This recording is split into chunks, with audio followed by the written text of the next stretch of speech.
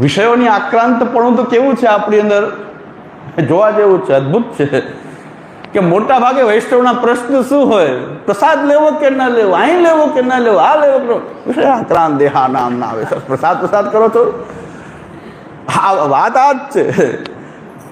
મોહનથાળ મંડળી લાડુની જ વાતો જ છે આપણી પાસે.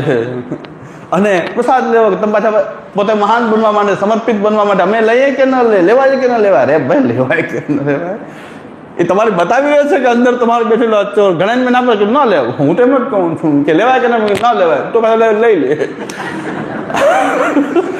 કોઈ મને પ્રસાદનો પ્રશ્ન પૂછેલો હું તો લેવાય કે ન લેવાય? જાઓ ઘરે બેસી ઘરે લ્યો, ઘરે ખૂબ પ્રસાદ મળે છે. પૂછશો તો ના જ પાડી, બોલો. મહેરબાની કરીને એ પ્રશ્ન ન કરો અહીં લેવું કે ન લેવું. કારણ કે મૂળમાં ચોર આ જ બેઠો છે પાછો. છેલ્લે પુષ્ટિ માર્ગ સમર્પિત થઈ જાય, પુષ્ટિ માર્ગ હોય, સિદ્ધાંત પર વાત થઈ જ આવી જાય પાછું પ્રસાદ લેવો કે ન લેવો. ભાઈ શું આ બનાવી દીધું છે? પ્રસાદ. મોહનથાળ મંડળી લાઠું છે, બીજી કોઈ લાડુ છે, બીજી કોઈ વાત નહીં. સિદ્ધાંતમાં આવે પછી હવે ક્યાં લેવું, ક્યાં ન લેવું, ના લેવું, બીજું એક જ વાત.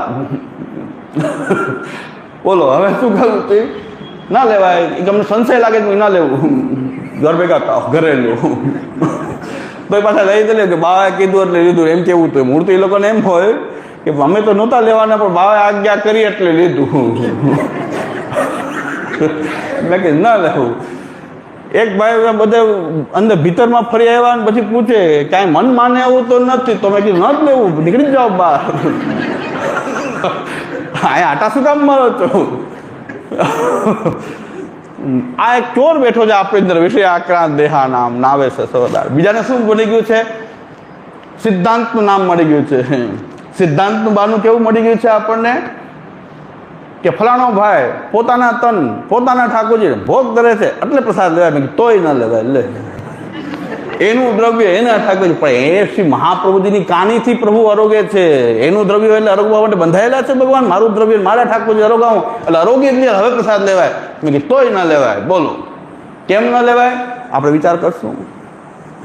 વિચાર કરશું કે આપણે ત્યાં બોલાય છે શું? શ્રી મહાપ્રભુજીની કાનીથી અરોગો. એના સિવાય તો કઈ મારું તન છે એટલે અરોગવું પડશે એમ તો નથી કહેતા, વિનંતી કરતા કે મારું તન છે, તનું વિત્ત છે, અરોગો. મારું તન, મારું ધન, મારા ઠાકોરજી, અને હવે સિદ્ધાંત થઈ ગયો. આ એક મૂર્ખાઈ છે. આવો સિદ્ધાંત નથી મહાપ્રભુજીનો. મહાપ્રભુજીની કાનીથી અરોગજો. મારું તન છે, મારું ધન છે એટલે અરોગજો. મારા પૈસાથી સામગ્રી લાવ્યો છું, અરોગજો. ઠાકોરજી કે ન અરોગું, મારા પૈસા શું કરે છે? શ્રી મહાપ્રભુજીની કાનીથી મારા પૈસા છે અરોગજો. તારો અહંકાર બોલી રહ્યો છે. આ તો મારો મહાપ્રભુજીની કાનીથી અરોગજો. એના સિવાય કોઈ આપણી વચ્ચે કોઈ ઠાકોરજી સુધી પહોંચવાની કોઈ પણ પ્રકારની કડી આપણી પાસે નથી. સમજી લેજો. શ્રી મહાપ્રભુજીની કાની સિવાય એ કોઈ ઉપાય આપણી પાસે નથી. ભગવત પ્રાપ્તિનો, ભક્તિ પ્રાપ્તિનો એ શ્રી મહાપ્રભુજીના ચરણ કમલના આશ્રય સિવાય આપણી પાસે કોઈ ઉપાય નથી.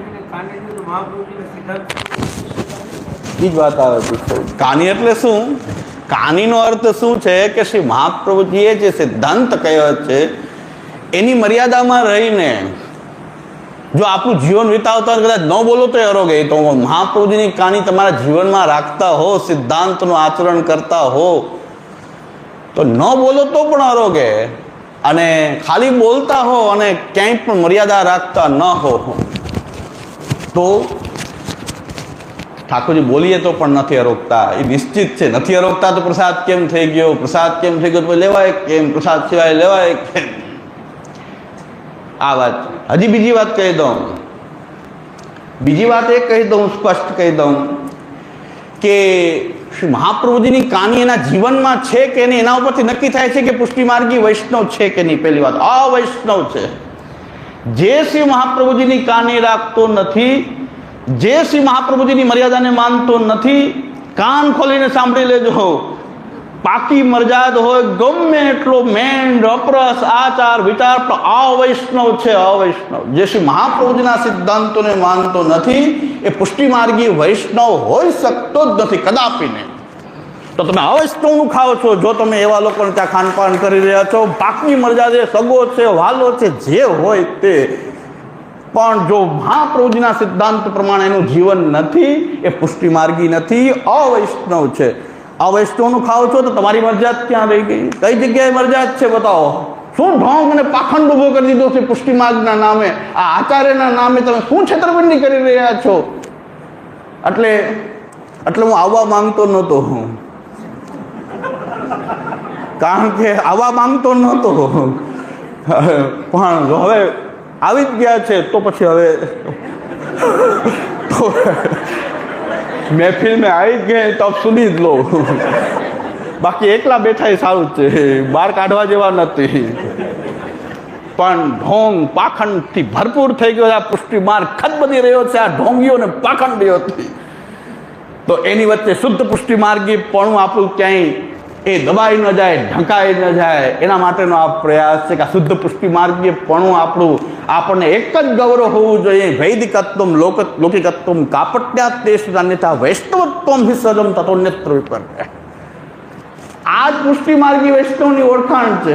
વૈદિકત્વમ લૌકિકત્વમ કાપટ્યાત દેશ અન્યથા વૈષ્ણવત્વમ હિ સહજમ તતોન્યત્ર વિપર્ય. પુષ્ટિ માર્ગી જીવની ઓળખાણ શું છે? એમાં લૌકિક અને વૈદિક તો એની કપટ થતી હોય છે, અને વૈષ્ણવત્વ એની સહજ હોય છે. એ કાપટ્યાત, એ તો લૌકિક વૈદિક ભાવ તો કાપટ્યાત ન ભાવતો હોય છે. આપણે શું કરી રહ્યા છીએ? સિદ્ધાંતમાં કપટ કરી રહ્યા છીએ, સેવામાં કપટ કરી રહ્યા છીએ, લૌકિક અને વૈદિકને સારી રીતે નિભાવી રહ્યા છીએ. તો આ તો શંકાસ્પદ કેસ થઈ ગયા. પુષ્ટિ માર્ગી જીવ હોઈ શકે નહીં. વૈદિક અને લૌકિક, જેને આપણે વ્યવહાર કહી રહ્યા છીએ, આ વ્યવહાર કરીને શું સમજી રહ્યા છો કે આ મહાપ્રભુ સાથે શું આપણો વ્યવહાર નથી? આ આચાર્ય ચરણ સાથે આપણો કોઈ વ્યવહાર નથી? આ આપણા ઉદ્ધાર કરવાનો ઠેકો તો આને લીધો છે, આ આચાર્ય લીધો છે. આચાર્ય ચરણ નિશ્ચિંતા આપણી ઉપર હંમેશા કહે છે કે ભક્તો નિશ્ચિંતામ વ્રજેત, ચિંતા કરો મહા, પુષ્ટો નૈવ વિલંબયેત. ભગવાન પુષ્ટિ માર્ગમાં પ્રભુ ક્યારે વિલંબ નહીં કરે. એવું કહેનારા આવું આપણને ઉપદેશ આ જીવનની અંદર આ ઘોર કલિકાળમાં આપણને એમ કહે છે કે પુષ્ટો નૈવ વિલંબયેત, ભગવાન ક્યારેય પણ વિલંબ નહીં કરે. આનંદથી સેવા સ્મરણ કરો. સર્વમ સમર્પિતમ ભક્ત્યા કૃતાર્થોસી સુખી ભવા. બાકી મરજાત તો બહુ કઠિન છે. આ તો ધતિંગ ઉપાડી રાખ્યું છે મરજાતના નામનું. બાકી મરજાત તો શ્રી મહાપ્રભુજીના સિદ્ધાંતની મર્યાદા છે, શ્રી મહાપ્રભુજીના વચનોની મર્યાદા છે. એક પગલું પણ આપણે ક્યાંક માંડીએ તો શ્રી મહાપ્રભુજી આપણને યાદ આવવા જોઈએ કે મહાપ્રભુજીના વચન પ્રમાણે ધર્માધર્માગ્ર દર્શનમ. તો ધર્માધર્માગ્ર દર્શનમ પૂર્વક આપણો પગ, એક પગની અંદર આપણને શ્રી મહાપ્રભુજી યાદ આવવા જોઈએ. એક પગલું આપણું જો બહાર આવે છે ત્યારે શ્રી મહાપ્રભુજીના વચનોની મર્યાદા આપણને યાદ આવવી જોઈએ, કારણ કે એક પગલામાં આશ્રય છે અને અન્યાશ્રય છે. એટલે પુષ્ટિ માર્ગની અંદર એક તો અપસિદ્ધાંતિઓ જે છે, હવેલીવાળાઓ છે, તો ઢોંગ અને પાખંડનો ખજાનો છે. પણ આ પુષ્ટિ માર્ગના સિદ્ધાંતની વાત કરનારા અંદર પણ અંદર ચોર, આપણી બધાની અંદર એક ચોર બેઠો છે કે મહાપ્રભુજીના સિદ્ધાંતથી વિપરીત ચાલવાનો કોઈ માર્ગ મળી જાય, કાંઈક એવો રસ્તો મળી જાય, એમાં મારા જેવાને બલીનો બકરો બનાવવાનું મળી જાય તો ઓહો આનંદ આવી જાય. બાવાએ આજ્ઞા કરે તો, અરે મારા ઘરનો માર્ગ છે, બાવાએ આજ્ઞા કરી તો હું કાંઈ આજ્ઞા કરવાળો કોણ? મારી હેસિયત શું આ માર્ગમાં કે મેં બોલી દીધું એટલે મારી હેસિયત શું? તો મારી હેસિયત આ માર્ગમાં કંઈ નથી. આ વચનો જ મહત્વના છે, આ મહાપ્રભુજીની વાણી મહત્વની છે. મહાપ્રભુજીના ચરણારવિંદમાં આપણને બેસો, મારી હેસિયત શું છે આમાં? બાવાએ આજ્ઞા કરી, મારી આજ્ઞા ચાલે જ નહીં. મહાપ્રભુજીની આજ્ઞા ચાલવી જોઈએ હંમેશા. મહાપ્રભુજીના વચનોની મર્યાદા જ હંમેશા ચાલવી જોઈએ, અને એ સહજ હોવી જોઈએ કે પહેલાં આ પછી બાકી બધું. વ્યવહાર કેટલો બધાય સાથે, લૌકિક અને વૈદિક જે વ્યવહાર કેટલો, કે મુખ્ય તો અમારો વ્યવહાર શ્રી મહાપ્રભુજી સાથે, શ્રી વલ્લભાચાર્ય ચરણ સાથે છે. બાકીનો વ્યવહાર એની મર્યાદાની અંદર નભતો હોય તો નભાવીએ. મહાપ્રભુજીની મર્યાદાનું ખંડન થતું હોય એવો વ્યવહાર પણ પાછો અમને બાધક જ થવાનો છે, કારણ કે સંસાર આવેશ દુષ્ટાનામ ઇન્દ્રિયાણામ હિતાય વે કૃષ્ણેશ્વર વસ્તુની ભૂમ્ન ઈશસ્વી હોતી. સંસાર આવેશથી તો દૂષિત થવાય છે. સંસાર ક્યાં આપણે બધાને ભોગવવાની છૂટ છે? આપણે સંસાર આસક્ત થઈને રહેવા, પુષ્ટિ માર્ગી જો સંસારની અંદર આસક્ત રહેવાનું છે આપણે, આપણી માટે શ્રી મહાપ્રભુ કહે છે સંસાર આવેશ દુષ્ટાનામ ઇન્દ્રિયાણામ હિતાય વૈ કૃષ્ણ સર્વ વસ્તુની ભૂમ્ન ઈશસ્વી યોજરે. બધું જ ઠાકોરજીની સેવામાં જોડાય એવું સમર્પિત જીવન એ પુષ્ટિ માર્ગીય એ શ્રી મહાપ્રભુજીનો એ બોધ છે. શ્રી મહાપ્રભુજીનો એ જ બોધ છે. પુષ્ટિમ કાયેન નિશ્ચય, એ પુષ્ટિમ કાયેન નિશ્ચય આ ભગવાનની શ્રીઅંગમાંથી એ પ્રકટ થયેલી આ સૃષ્ટિ છે. આવી દીન અને હીન કેમ હોઈ શકે આવી સૃષ્ટિ કે જે લૌકિકથી ડરી જાય ને વૈદિકથી ડરી જાય અને જેને ભય લાગી જાય, કોઈનો ફલાણાનો ઢીકણાનો નાનો ભય લાગી જાય. પુષ્ટિ સૃષ્ટિ આવી કેમ દીનહીન હોઈ શકે? એ શ્રી મહાપ્રભુજી પ્રકટ થઈને આપણી પર કૃપા કરીને બતાવ્યું કે તમે આવા સંસાર આસક્ત થવાવાળા જીવ નથી, તમે તો પ્રભુની સેવાના અધિકારી છે. અને પુષ્ટિ માર્ગી જીવ એટલે ઓછા છે, બહુ ઢગલો નથી. આપણે અપેક્ષા શું કામ રાખીએ કે ઢગલો હોય?